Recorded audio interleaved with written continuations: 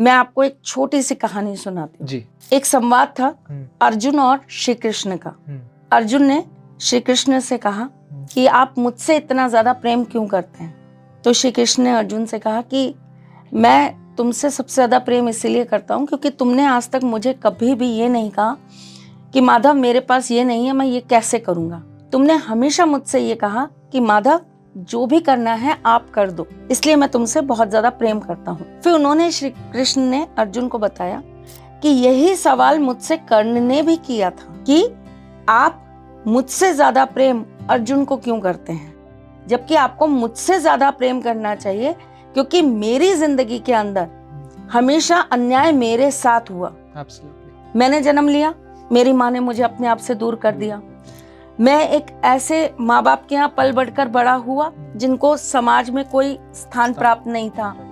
मुझे राजा बनने के लिए परिश्रम करना पड़ा। मुझे एक ऐसे व्यक्ति से दोस्ती करनी पड़ी जो कहीं भी किसी भी तरीके से सही नहीं था, लेकिन चूंकि वो इकलौता ऐसा था जो मुझ पर विश्वास करता था, ये मुझे अपना मानता था, इसलिए मुझे उसे अपना दोस्त मानना पड़ा। मैंने जिससे प्रेम किया उससे मेरा विवाह नहीं हो पाया, मुझे कहीं स्थान नहीं मिला, मुझे कहीं अपनाया नहीं गया और आज मुझे ही अपने भाई के सामने युद्ध करना पड़ रहा है। क्यों? क्योंकि मेरे पास ना माँ बाप थे, ना माँ बाप का नाम था, ना मैं किसी का पुत्र कहलाया, ना मैं कहीं का राजा कहलाया। श्री कृष्ण सुनते रहे। फिर उन्होंने बोला अब मैं बोलूं, मेरा जन्म हुआ, मेरे माँ बाप ने मुझे किसी और को दे दिया, मैं वहां पे ग्वाला बन के रहा, मेरे मित्र रह गए वहीं, मेरे माँ बाप रह गए वहीं, मेरी प्रेमिका रह गई वहीं, मेरे हाथों मेरे ही अपने मामा का वध हुआ। मैं उस महाभारत का पात्र हूँ जिसमें मेरा कोई लेना देना नहीं, लेकिन मैंने आज तक अपने जीवन में किसी भी चीज के लिए